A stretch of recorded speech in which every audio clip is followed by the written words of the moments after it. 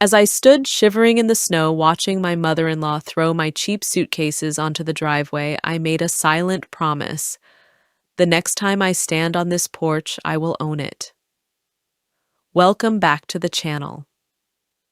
Before I take you through the freezing, agonizing winter that broke me and the multi-million-dollar legally binding checkmate that rebuilt me, please take a quick second to hit the like button and subscribe. If you believe that the most devastating revenge isn't delivered through screaming matches or physical violence, but through cold, calculated financial execution, you are in exactly the right place. Also, drop a comment down below and let me know, where in the world are you watching from right now, and what time is it there? I read every single one of your comments, and it always amazes me how far these stories travel. Now let me tell you how I weaponized commercial real estate to systematically dismantle the family that threw me to the wolves. My name is Maya. To understand the absolute chilling cruelty of my eviction, you have to understand the psychological prison I was living in before I was cast out. I grew up decidedly blue-collar. My childhood smelled like motor oil, discount laundry detergent, and exhaustion. I was taught that if you wanted something, you bled for it. When I met David, I thought I had found a safe harbor. He was a junior financial analyst, wearing tailored suits and smelling of expensive sandalwood. He was articulate, polished, and came from what people call old money. I mistook his polished exterior for strength. I didn't realize until much later that I had simply married a coward, a spineless textbook golden child who possessed no actual identity outside of his mother's immense wealth. 6 months into our marriage, our apartment building was sold, and the new management doubled the rent. David came to me with a solution that sounded practical, but was in reality a carefully laid trap. My parents have a $2 million estate in Connecticut, David had said, holding my hands. It's massive, Maya. They have an entire guest wing. My mother said we can move in rent-free for a year, while we save up a massive down payment for our own place. It's the smart financial move. I was hesitant. I had only met Eleanor, my mother-in-law, a handful of times, and every interaction left me feeling like I was an unpleasant odor she was trying to ignore, but the crushing weight of my student loans clouded my judgment. I agreed to the plan. The moment I carried my scuffed second-hand duffel bags across the threshold of that sprawling colonial estate, the gaslighting began. Eleanor's house was a suffocating monument to her own narcissism. It smelled perpetually of Joe Malone eucalyptus candles and lemon-scented floor polish. The carpets were an immaculate, blinding white Persian wool that I was terrified to even step on. Eleanor didn't greet me with a hug. She stood in the grand foyer, swirling a crystal glass of Chardonnay, her eyes scanning my discount store winter coat with thinly veiled disgust. "Welcome home, kids," Eleanor purred. Her voice dripped with that fake, sugary sweet tone that manipulative people use to disguise their venom. "David, your father had the maid prepare your old bedroom for you." She then turned her gaze to me. Her smile didn't reach her eyes. "Maya, sweetie, I know you grew up in a very modest environment, but in this house we try to maintain a certain pedigree. I've put your things in the small room above the garage. It gets a little drafty in the winter, but beggars can't be choosers, right? Besides, we need the main guest suites for Arthur's business partners." I blinked, stunned. She was separating us on the very first night. I looked at David, waiting for him to step up, to defend his wife, to say that we would sleep in the same room or we would leave. Instead, David looked at the floor, shifted his weight, and muttered, "It's just temporary, Maya. Don't cause drama. Mom's doing us a favor." Don't cause drama. That phrase became the soundtrack to my psychological torture over the next 10 months. Eleanor systematically stripped away my dignity, treating me not as a daughter-in-law, but as an unpaid, unwanted servant. When her high society friends came over for luncheons, she expected me to serve the hors d'oeuvres. If a glass was left on the mahogany coffee table, she would leave a passive-aggressive sticky note on my door telling me to use a coaster. She was deeply engaged in projecting a concept called conditional self-worth onto me. She needed me to believe that my only value in her house and in her son's life was my quiet servitude. I was the designated scapegoat. David was the untouchable golden child who could do no wrong, even as he spent his weekends playing golf while I scrubbed his mother's baseboards. The breaking point arrived 3 days before Christmas. A brutal, historic blizzard was hammering the East Coast. The wind was howling against the estate's floor-to-ceiling windows, and the snow was already a foot deep in the driveway. I had just finished cleaning the kitchen when I noticed David's unlocked iPad sitting on the marble counter. A message notification popped up on the screen. It wasn't from a coworker. It was from a woman named Chloe. "Can't wait for your trip next week, babe. Did you tell your wife you're going to a conference yet?" The air physically left my lungs. My hands went numb. I didn't scream. I just picked up the iPad, walked into the living room where David was sitting by the roaring stone fireplace sipping a scotch, and dropped the tablet into his lap. "Who is Chloe?" I asked, my voice shaking. David's face went completely pale.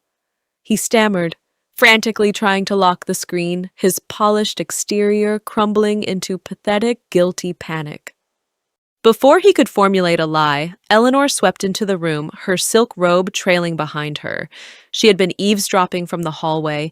Instead of holding her cheating son accountable, Eleanor unleashed hell on me. A narcissist will always protect their golden child, even if it means destroying an innocent person in the process. "How dare you snoop through his things?" Eleanor shrieked, her fake sweet mask entirely gone, revealing the ugly, vicious reality beneath. "You are a paranoid, low-class girl trying to trap my son. If David is looking elsewhere, it is because you are a miserable, ungrateful burden who brings nothing to this family." "He is cheating on me, Eleanor!" I cried, tears of pure betrayal stinging my eyes. I looked at David. "Tell her! Defend me!" David took a slow sip of his scotch. He looked into the fire, completely avoiding my gaze. "You're overreacting, Maya," he muttered quietly. "You're hysterical." That was the exact moment the final thread of my marriage snapped. "Get out of my house," Eleanor hissed, stepping into my personal space, her face twisted in rage. "You are nothing to this family. You are a leech. Get your cheap things and get off my property this instant." "There is a blizzard outside," I said, my voice dropping to a terrified whisper. "The roads are closed. I have nowhere to go." "That sounds like a you problem," Eleanor said coldly. She didn't wait for me to pack. She marched up the stairs to the drafty room above the garage, grabbed my 2 scuffed duffel bags, dragged them down the grand staircase, and threw the heavy oak front doors open. The freezing, violent wind immediately whipped into the pristine foyer. Eleanor hurled my bags out into the driving snow. "You are officially evicted," she said, staring at me with dead eyes. "If you are on my property in 5 minutes, I am calling the police and having you arrested for trespassing." I looked back at the living room. David was still sitting by the fire. He didn't even turn his head. I walked out the door in just my jeans and a thin winter coat. The heavy oak doors slammed shut behind me with a loud, definitive thud. The deadbolt clicked. I stood there on the imported gravel of her circular driveway, the snow soaking instantly through my thin canvas shoes, the biting wind cutting straight to my bones. I picked up my cheap bags, the fabric already stiffening with ice. I didn't cry. The shock had frozen my tears. I looked back at the massive, glowing windows of the $2 million estate. I could see the warmth of the fire. I could see Eleanor pouring herself a glass of wine, celebrating her victory. I stood shivering in the snow, and I made a silent, unshakable promise to the universe. The next time I stand on this porch, I will own it. Let me pause right here and talk to you directly. Have you ever looked at the person you vowed to spend the rest of your life with, only to realize in your darkest, most terrifying moment that they were just a coward hiding behind their mother's wealth? Have you ever had a toxic in-law use their financial power to completely strip you of your humanity? What would you have done standing in that freezing driveway?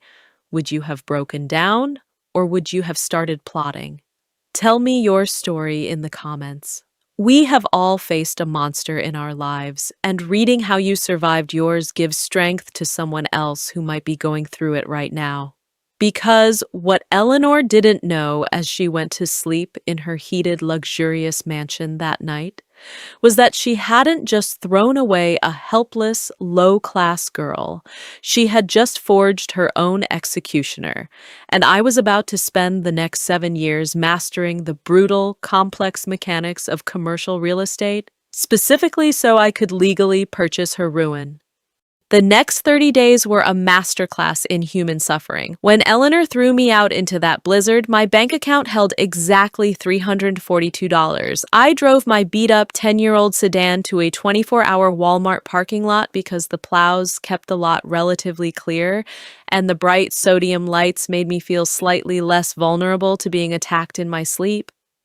There is a specific, agonizing kind of cold that happens when you sleep in a car during a Connecticut winter. It's a cold that bypasses your skin and settles deep inside your joints. I layered every piece of clothing I owned, 2 pairs of sweatpants, 3 t-shirts, and my thin winter coat. I curled into a tight ball on the back seat, shivering so violently that my jaw ached from clenching my teeth. The physical pain, however, was nothing compared to the psychological torment. As I lay in the freezing dark, watching my own breath plume in the cabin air, my mind kept replaying the image of David staring into the fire, sipping his scotch while his mother threw his wife into the snow. The betrayal was a physical weight on my chest, but I didn't let the despair swallow me. I used it. I turned the white-hot rage in my stomach into a furnace that kept me going. I filed for divorce pro se, representing myself, and walked away with zero alimony, zero assets, and zero contact. I wanted a clean amputation. I started showering at a cheap local gym. I applied for a job as a front desk receptionist at a mid-tier commercial real estate firm in Hartford. I didn't have the pedigree or the tailored suits, but I had something much more dangerous. I was absolutely desperate, and I had nothing to lose. During the day, I answered phones, fetched coffee for the wealthy brokers, and smiled politely. But during my lunch breaks and late into the evenings, I studied. I didn't read fiction or magazines. I read dense, dry legal textbooks on distressed asset acquisition, foreclosure law, LLC structuring, and commercial debt leveraging. I taught myself how the ultra-wealthy actually operated. I learned that real wealth wasn't about Joe Malone candles or Persian rugs. Real wealth was about holding the paper. It was about owning the debt. I worked 80 hours a week for 3 years. I saved every crumpled dollar bill, eating day-old bread and peanut butter. By year 4, I passed my broker's exam. By year 5, I flipped my first distressed multifamily property, a rundown duplex that I renovated myself on the weekends. I took the $60,000 profit and immediately rolled it into a small commercial strip mall. By year 7, the freezing girl in the Walmart parking lot was dead. In her place was a 30-year-old woman wearing razor-sharp, bespoke charcoal suits and an imported silk trench coat. The scent of cheap laundry detergent was replaced by the subtle, expensive aroma of Tom Ford's Oud Wood. I was no longer a receptionist. I was the managing director and sole owner of Vanguard Holdings, a private equity firm that specialized in acquiring distressed real estate. I hid my identity behind layers of corporate anonymity and ironclad LLCs. I had built a multi-million-dollar portfolio, and I did it entirely in the dark. I never checked up on David or Eleanor. I didn't stalk their social media. I was too busy building my empire. But the universe has a very precise, almost poetic sense of timing. Just as I was reaching the apex of my financial power, the gilded cage I had been thrown out of was quietly, disastrously rotting from the inside. Behind the imposing oak doors of that $2 million estate, the illusion of old money was crumbling. Arthur, Eleanor's husband, had always been a ghost of a man, bankrolling his wife's narcissistic obsession with high society. What Eleanor didn't know, what Arthur desperately hid from her, was that his investment portfolio had taken catastrophic hits during a market correction. Instead of downsizing, instead of giving up her country club memberships or her luxury European vacations, Arthur panicked. To keep his wife's fragile, status-obsessed reality intact, he began making terrible, highly leveraged gambles on the stock market. When those margin calls came due, he didn't have the liquid cash, so Arthur did the only thing a desperate man could do. He quietly took out a massive, high-interest second mortgage on the generational family estate, pledging the very roof over their heads as collateral to cover his bad bets. He lost. 2 years after I was evicted, the stress of the secret debt caused Arthur to suffer a massive, fatal heart attack in his study. Eleanor was left a widow, weeping performative tears at his funeral, entirely unaware of the financial time bomb ticking beneath her imported hardwood floors. When the probate lawyers finally opened Arthur's books, Eleanor discovered the horrifying truth. She wasn't a wealthy widow. She was millions of dollars in debt. And David, the golden child who had never learned how to actually work for a living, he had been fired from his junior analyst position for chronic absenteeism and a severe drinking problem. He was broke, single. The woman named Chloe had left him the second the money dried up, and he was living back in one of Eleanor's pristine upstairs guest rooms. The two of them were sitting in a $2 million mansion, eating canned soup in the formal dining room, ignoring the utility shutoff notices piling up on the marble kitchen island. The bank doesn't care about your pedigree. The bank doesn't care what your neighbors think. When the mortgage payments stopped, the bank initiated aggressive foreclosure proceedings. Because of the high value of the toxic asset, the bank opted for a private, expedited commercial foreclosure auction rather than a public county sale. They just wanted the bad debt off their books before the fiscal quarter ended. I was sitting in my corner office looking out over the city skyline when my lead acquisition analyst, Michael, walked in. He placed a heavy black leather dossier on my mahogany desk. "Maya," Michael said, tapping the folder, "we just received the new list of distressed, high-value properties hitting the private auction block next Tuesday. There's a prime colonial estate in Connecticut. Massive lot, excellent bones, but severely overleveraged. The bank is desperate to offload it. We could probably acquire the note for 50 cents on the dollar." I opened the dossier. I scanned past the financial projections and the liability reports. My eyes locked onto the glossy aerial photograph of the estate. I traced the sweeping circular driveway. I looked at the massive custom oak front doors. And then I read the address printed in bold black ink at the top of the page. My heart physically stopped in my chest. The air in my office suddenly felt very thin. It was the house, Eleanor's house, the exact driveway where I had stood shivering in the snow 7 years ago. I leaned back in my leather executive chair, staring at the address for what felt like an eternity. The silence in my office was absolute, broken only by the faint, distant hum of city traffic below. A slow, chilling, perfectly calm smile spread across my face. Let's break the fourth wall for a second. I stared at that foreclosure dossier, and I genuinely thought I was hallucinating. Have you ever watched the universe deliver a plate of karma so perfectly timed, so flawlessly orchestrated that it felt like magic? If you were sitting in my chair, holding the financial execution papers of the woman who literally threw you into a blizzard, what would you have done? Would you have bought the house, or would you have let some other bank take it? Let me know in the comments. Because what Eleanor didn't know, as she sat in her freezing mansion, dodging calls from the bank, was that her debt was about to be purchased by an anonymous corporate entity, and that entity was about to come knocking. "Buy it," I said, my voice eerily calm, not looking up from the dossier. Michael blinked, caught off guard by the immediacy of my response. "Maya, we haven't even run the full physical risk assessment yet. We usually take 3 days to vet a distressed asset of this size." "I don't need 3 days," I replied, finally looking up. My eyes locked onto his, completely devoid of hesitation. I know this property. The foundation is solid. The current occupants are entirely liquid poor, and the bank wants the toxic debt off their books immediately. Offer them $1.2 million all cash. Close it by Friday. Use the Vanguard Alpha Shell entity. I want absolute impenetrable corporate anonymity. Michael nodded, sensing the sheer, unshakable finality in my tone. Understood. Consider it done. When Michael left the office, I closed the door, walked over to the floor-to-ceiling windows, and looked down at the city. The reflection staring back at me wasn't a terrified, freezing girl. It was an apex predator. Let me explain the brutal mechanics of distressed debt acquisition, because this is where the trap was legally, flawlessly set. When you buy a foreclosed property at a private bank auction via a corporate shell company, the current occupants, the people being foreclosed upon, are simply notified that their home has been purchased by a third-party entity. They rarely know who actually holds the deed. By Friday afternoon, the wire transfer cleared.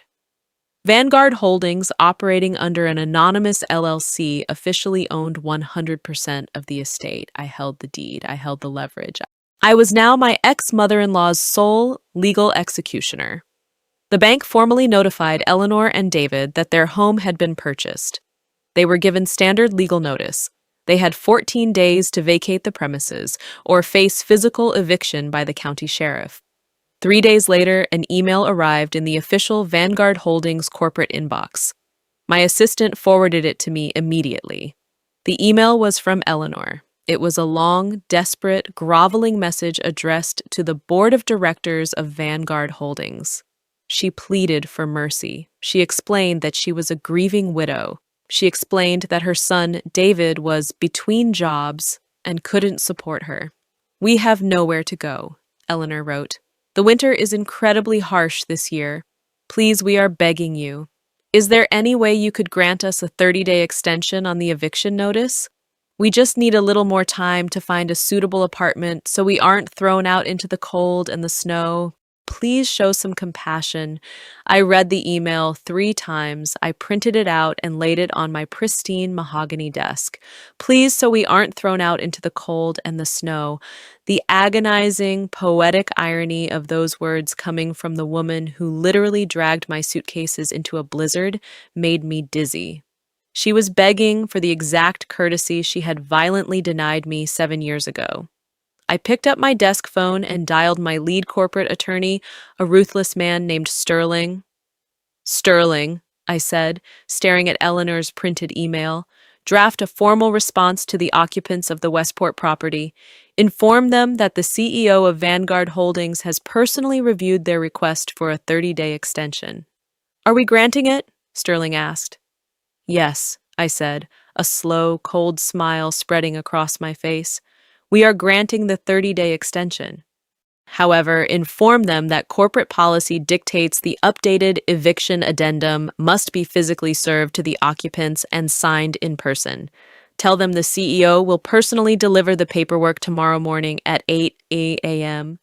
Sterling paused. He knew my history. "Are you sure you want to handle this yourself, Maya? I can send a process server." "No," I replied softly. "This is one delivery I need to make personally." Which brings us right back to where we started. A freezing November morning, the frost clinging to the manicured lawns, the heavy, authoritative knock on the custom oak front doors.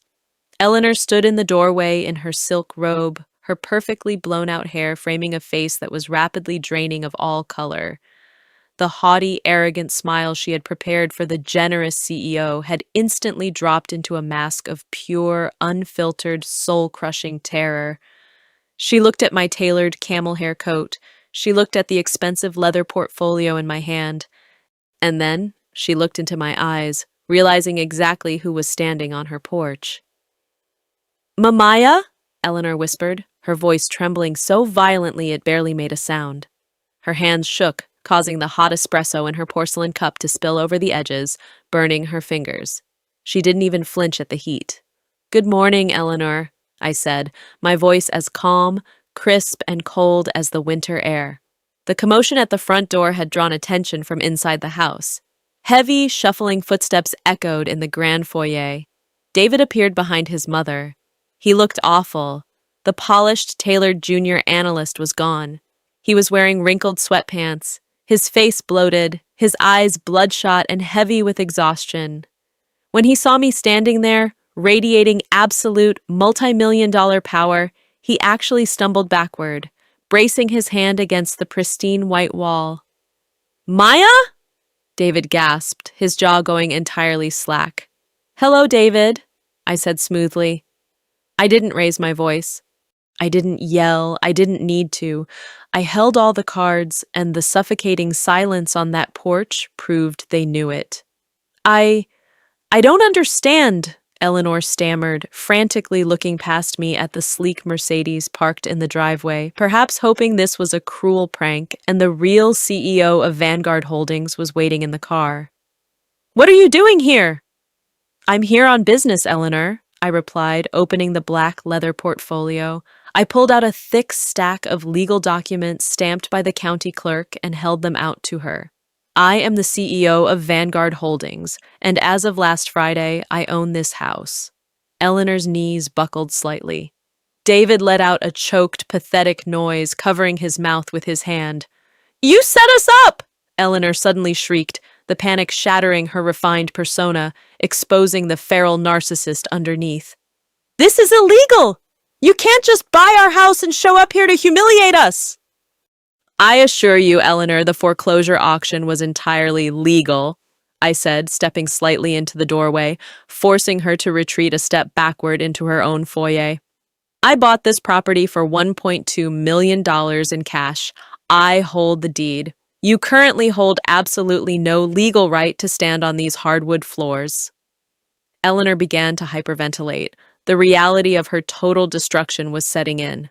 "But," I continued, my voice eerily sweet, a perfect, mocking echo of the tone she used to use on me. "I read your email. You begged the corporate landlord for mercy. You begged not to be thrown out into the snow." I extended the paperwork toward her. "I have drafted a 30-day extension on your eviction notice," I said clinically. "You have until the end of the month to pack your things and vacate my property. I am giving you 30 days to figure out your life, Eleanor. Consider it a courtesy you never ever gave me." Eleanor stared at the papers, tears of pure, humiliated defeat spilling down her cheeks.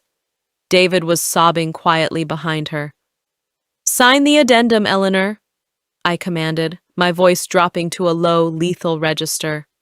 "Or the extension is void, and the county sheriff will be here in exactly 2 hours to physically drag you and your son onto the driveway." With shaking hands, Eleanor took the gold pen I offered her. Right there, on the porch of the house she used to rule, she signed away the last shred of her dignity. I took the paperwork back, snapped the leather portfolio shut, and turned my back on them. I walked down the bluestone steps, the rhythmic crunch of my heels on the imported gravel, the only sound breaking the dead silence of the morning. I didn't look back. If you were standing on that freezing porch looking at the woman who threw you into a blizzard, holding the legal deed to her absolute ruin, would you have given her the 30 days? Or would you have called the sheriff immediately and watched her freeze? The fallout was absolute. Eleanor and David vacated the property 3 weeks later. Because they were completely broke, they couldn't afford to stay in Connecticut. They moved into a cramped, low-income, 2-bedroom apartment in a different state. Eleanor's high society friends completely cut ties with her when the foreclosure and her husband's secret debts became public knowledge. She lost the only thing she ever truly cared about, her status. David is currently working as a shift manager at a big box retail store, still living with his mother. As for the estate, I didn't keep it. The house held too many ghosts, too much toxic energy. I hired a premier contracting firm, completely gutted the interior, staged it with modern, ultra-luxury furniture, and put the estate back on the market the following spring. It sold in a bidding war for $2.8 million. Vanguard Holdings cleared a massive profit on the flip, and I took my commission check and invested it quietly.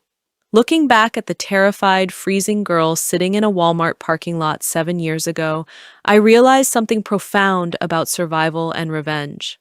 Toxic people, especially narcissistic family members, operate on a system of conditional self-worth. They only value people they can control, demean, or extract resources from. Eleanor treated me like trash because she needed someone to feel superior to.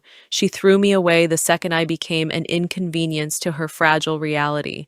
But here's the most important lesson you will ever learn. You are not defined by the situations you are forced into. You are not the cheap suitcases they threw on the driveway, and you are not the insults they hurled at your back. Walking away from abuse is not causing drama. Setting a boundary is the ultimate act of self-preservation. You cannot heal in the same environment that broke you. The greatest revenge isn't screaming on their porch. The greatest revenge is walking away in absolute silence, educating yourself, and building a life so unshakable, so legally and financially ironclad that they can never ever touch you again. And if they happen to stumble into your crosshairs along the way, well, you just hand them the paperwork. Thank you for listening to my story. If you found a piece of yourself in this, or if you simply appreciate the cold, calculated mechanics of true legal karma, please hit the like button, subscribe to the channel, and share this video with someone who needs a reminder of their own resilience. Stay strong, protect your peace, and I will see you in the next story.